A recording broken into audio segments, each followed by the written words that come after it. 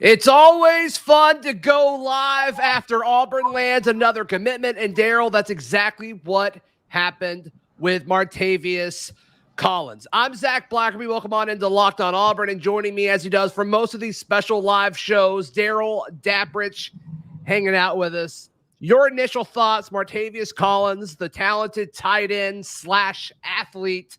I think there's a lot to be excited about when you look at this guy. I do too. I think a lot of times we all get carried away and put too much stock in the crystal balls and some of the things that people predict and project.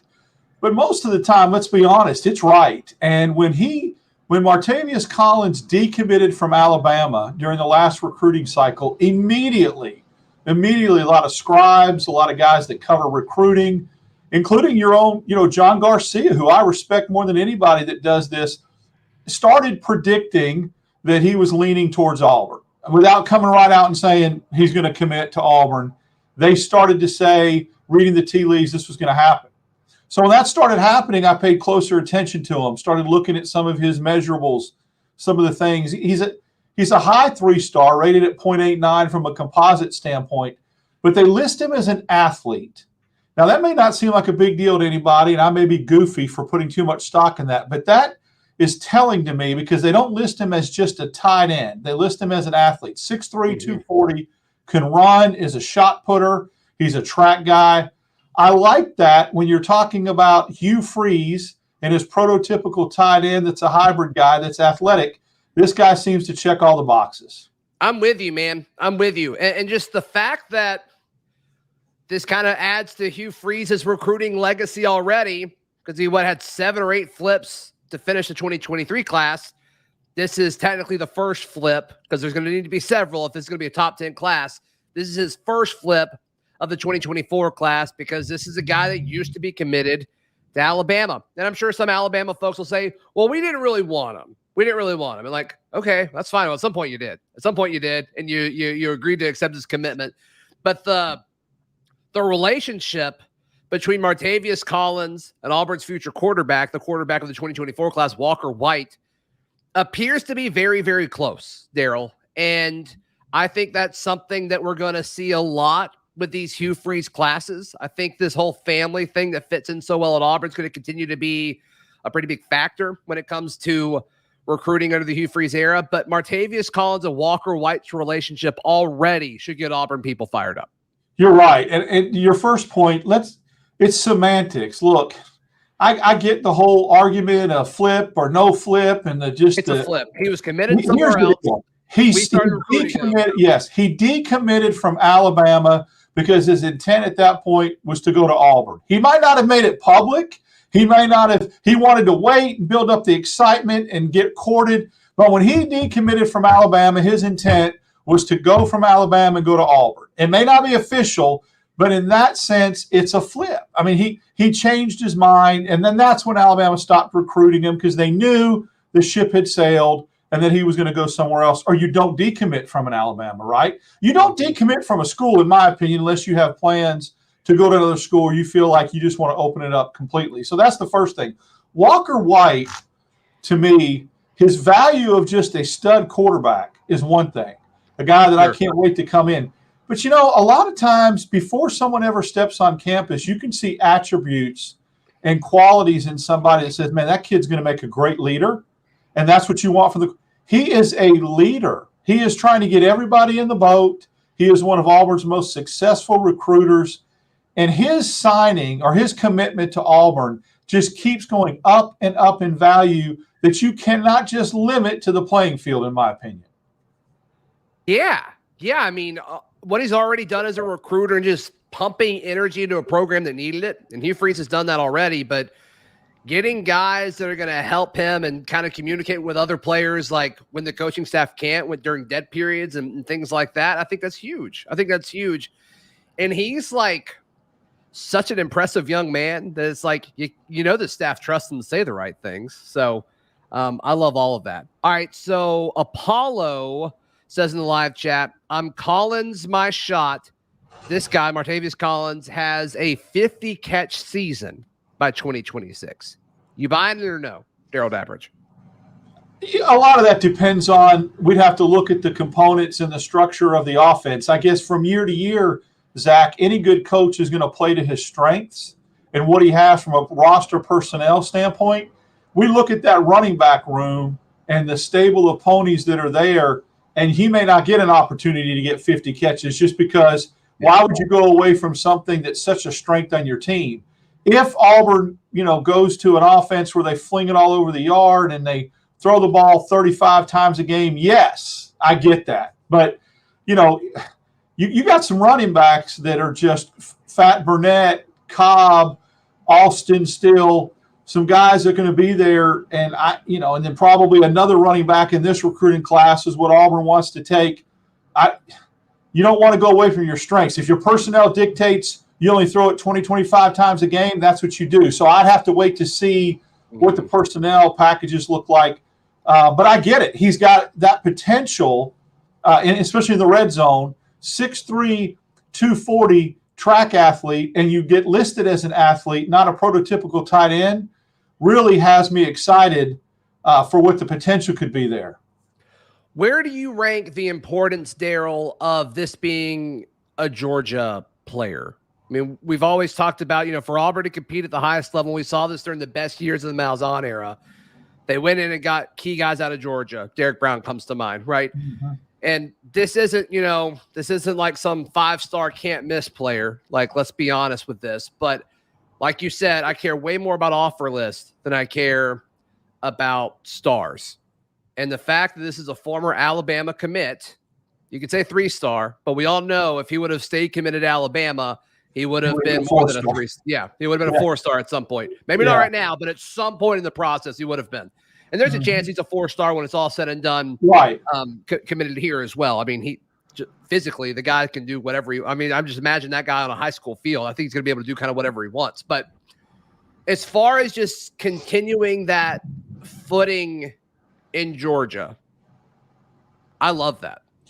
It's huge because here's the thing. When Auburn was really, really successful in its history, and when they've had their most successful seasons, you can pick a coach, whether it's Pat Dye or whether it's Terry Bowden or Tommy Tuberville. They went into Georgia and plucked a lot of Georgia players. And I remember Alabama fans and Alabama coaches being fine with that because Alabama felt like they were focusing on one part of the state, and Auburn was going into Georgia and getting its players. That's one thing to do that against Ray Goff and, Jim Donnan and even Mark Richt, who I thought was a pretty good recruiter. But Kirby Smart has put a fence around the state of Georgia. I mean, in my opinion, when he got there, for whatever reason, he made it very, very clear that if he wanted a kid in Georgia, he was getting them, no matter who it was, except Derek Brown, obviously. So the fact that Auburn's going head-to-head with Kirby Smart and not Jim Donnan or Mark Richt and getting these Georgia kids, right, I think is huge. And let's go back to the point about the offer list. For people that don't know, that look at the 3-star, 2 points you made that are very good that I don't want to brush over. Number one, this kid's still got a senior year to play. So when he drops 1,100 yards and 15 touchdowns next year, you don't think he's going to become a 4-star? Absolutely he is. He's got a big year in front of him where he's going to light it up like Cobb did. Number two, Florida State, Arkansas, Georgia, Alabama, Auburn. That's your offer list. I mean, we didn't steal him from Kent State or Kennesaw State. I mean, those are group of 5 SEC and an ACC school that's on the rise.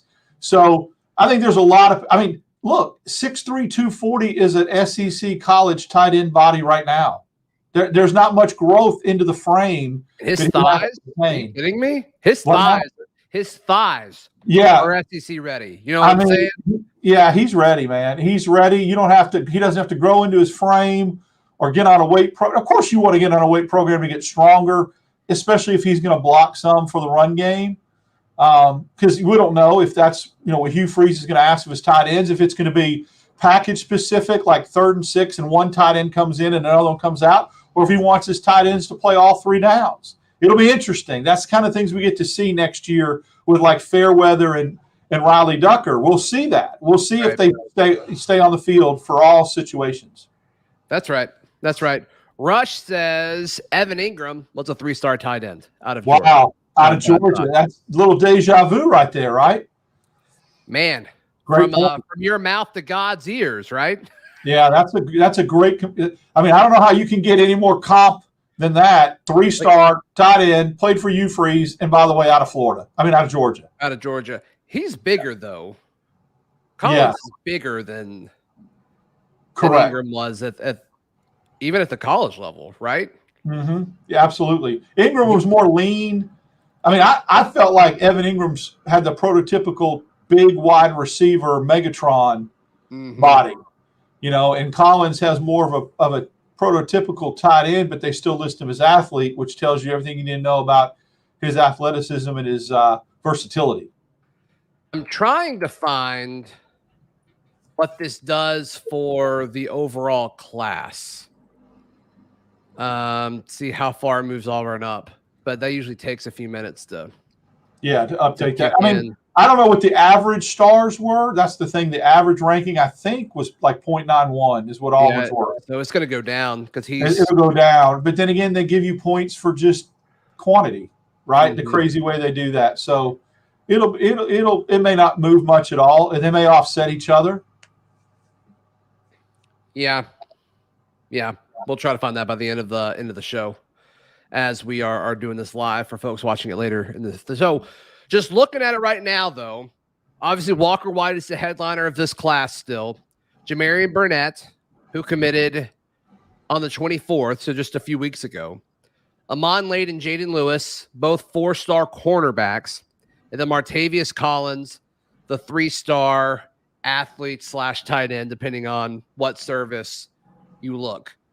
You got to feel good about this class so far, Darrell. I mean, all of these guys, you can look at all 5 of these guys and point out what their path to playing time is within their first 2 seasons at Auburn. And I think that's encouraging.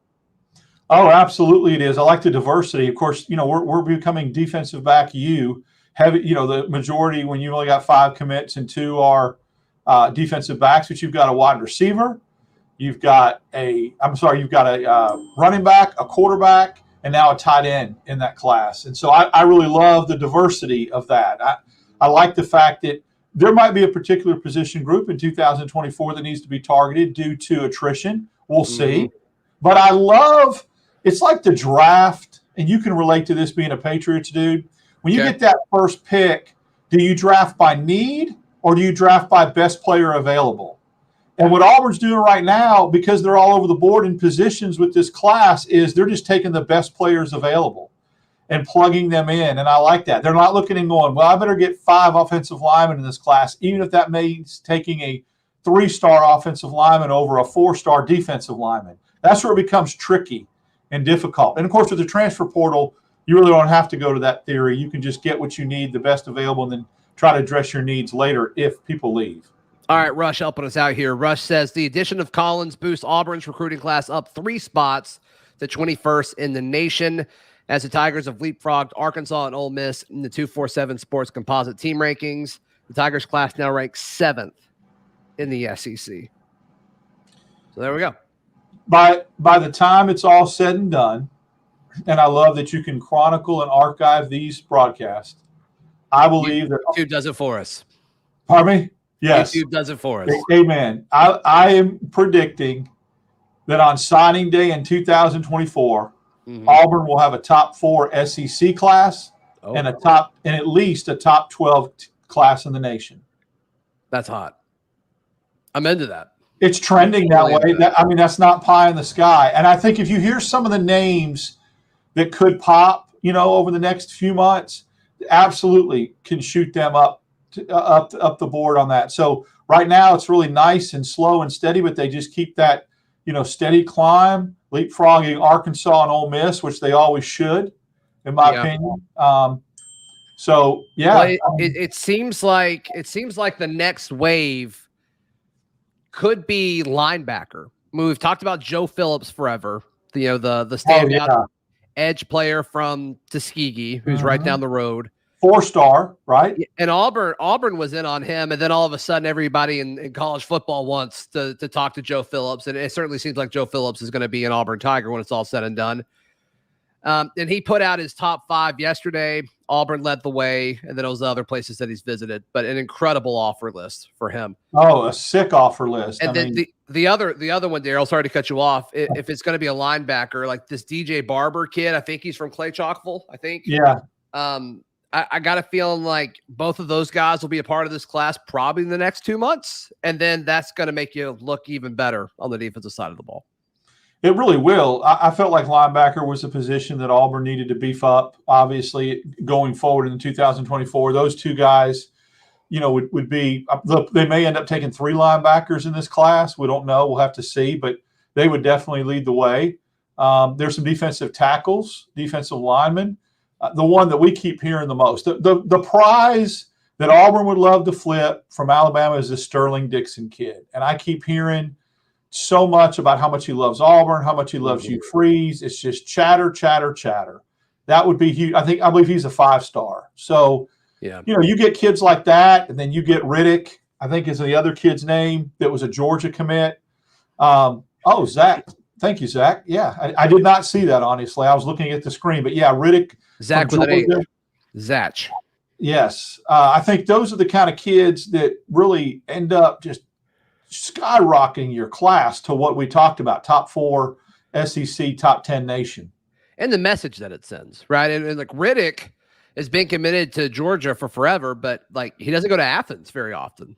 And so I think if you look at, I haven't looked in a few weeks, but like On3's prediction machine, it's got it where like he's a Georgia commit, but it's like 50% Alabama, 50% Auburn. And it's like, oh, okay. So everybody knows, like, even though he's committed to Georgia, he's not going to end up at Georgia. And it seems like Georgia's okay with that because they're like not getting him on campus again. So, but man, it's just everything. Every time a commit like this happens and a flip like this happens moving forward, I think it's just symbolic of like the things to come. Darrell, I mean, Hugh Freeze is going to recruit at Auburn at a level that we've never seen before. I really believe that. And it's just kind of cool, just an average Friday afternoon. You're getting a guy that could be a really solid tight end for your program. This is great. What I look at as an indicator, it's one thing for Auburn to flip guys from Ole Miss and LSU like they've had the last couple of years when Ed Orgeron was on his way out, and Ole Miss was just obviously a situation of playing time or whatever. But if you start flipping kids from Alabama and Georgia, then you're where you need to be on the front porch with the big dogs, where Auburn used to be when they would flip. Now, a lot of times Auburn had their particular set of kids they went after, and Alabama and Auburn didn't cross paths a lot. They just didn't on the recruiting trail because Auburn was dipping into Georgia and some of those schools in Florida that seemed like a pipeline for a very long time that we were getting kids from. So now if you start going head-to-head on recruiting battles and you win a few against Kirby Smart and Nick Saban, I think that's indicative of when a program truly gets turned around. Mm-hmm. I'm with you. Because, that's – again, and you got Oklahoma and Texas coming in the league in a couple years too. That's going to be very difficult if – I know they recruit a particular region, but, again, if Alabama recruits heavily into Texas – and Texas is locking those guys down in the SEC, then you've got to beat Alabama on the head-to-head guys in the state. War Eagle Wyoming says, does this drive anyone on the current roster to the portal? Is he that good? No, I don't think current players reacting and jumping in the portal is due to high school recruiting. I just think it's so delayed.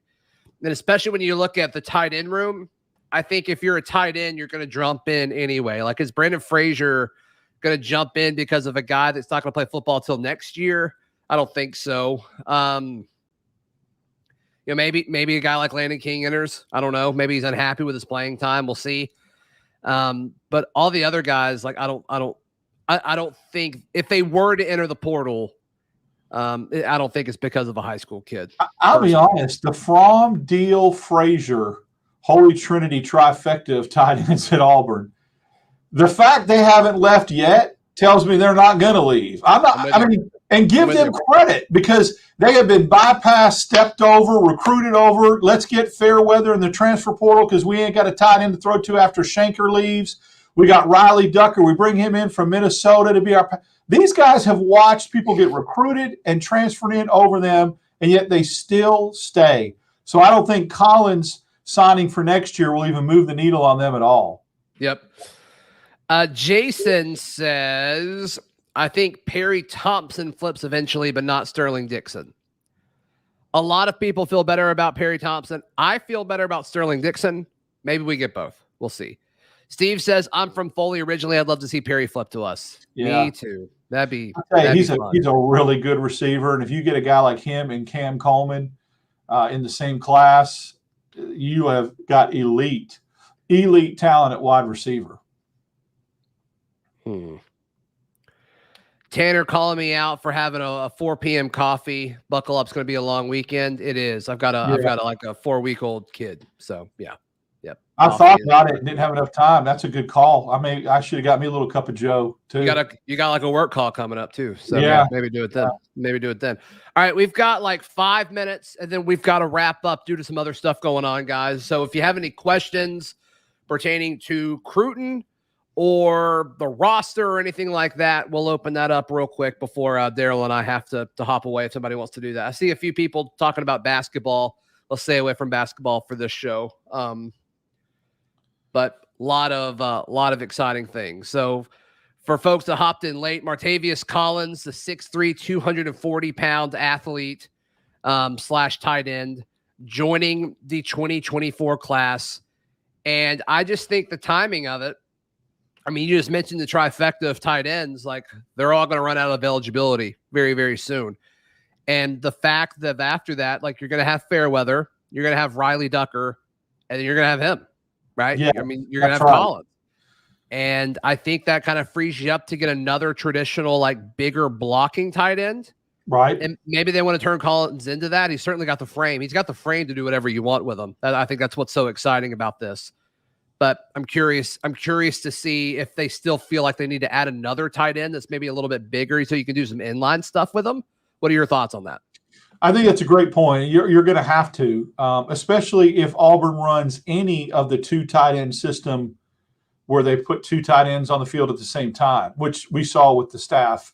Well, Cadillac in that group at the end of last year, they used 3 sometimes on the field at the same time and really had success running the football. I think with an RPO, you don't have to go that bad, but you can go empty backfield, 2 tight end and 3 receivers and see what happens in the red zone, inside the 25, inside the 10, inside the 25. So there's a lot of variations. I'll be interested to see, but I think you're right. I think that traditional H-back lead the way for a tailback coming out of the backfield tight end is still out there to be got.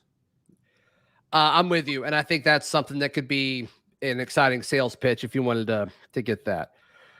King Jalen says, do you think if Perry Thompson commits that we will throw more? I think similar to Darrell talking about the running multiple tight end sets a lot last year, I think you have to run what your roster's set up for. And I think in a few years, I mean, we're talking about the 24 season. We're not talking about this season. We're talking about next season if that were to be the case for Perry Thompson. If you have him, maybe if you get a guy like Cam Coleman, maybe this Bryce King kid from Mobile that goes to Baker that I think we're close on. If you get some of these dudes that are maybe a little bit more productive at wide receiver than what we've traditionally seen over the last 20 years at Auburn, yeah, maybe so.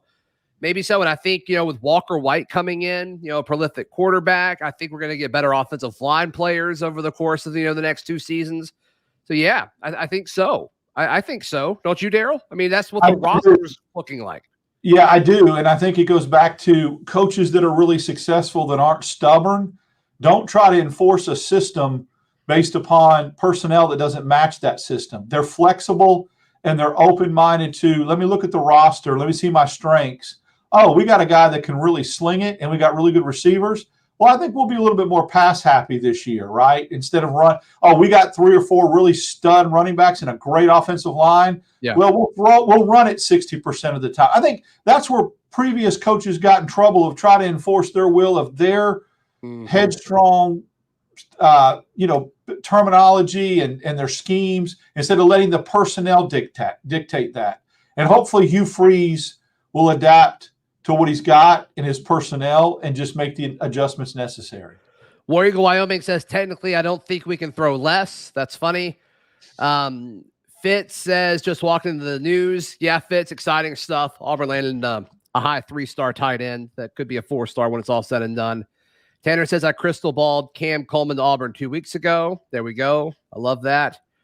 You got to be balanced either way. No question about it. No question about it. Guys, thank you for hanging out with us on this little impromptu live. There is a chance, if enough stuff goes down tomorrow with the portal opening, there's a chance Darrell and I will go live tomorrow evening. We're sitting on ready. We're sitting on go, planning to do something. We're trying to think positive. So, yes, we will do that if it pops. There is a name that I was told to watch out for earlier today that would warrant us going live.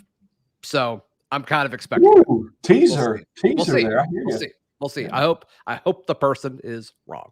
Darrell, how can people check out everything that you've got going on, man? Follow me on Twitter, DAP6410. Monday mornings, Auburn Up Like It This Morning. Wednesdays with the Max Roundtable. And then Thursdays, the final drive with WNSP Automobile at 5 o'clock. Find all my written work at auburndaily.com. And we will see you when we see you. This has been Locked On Auburn.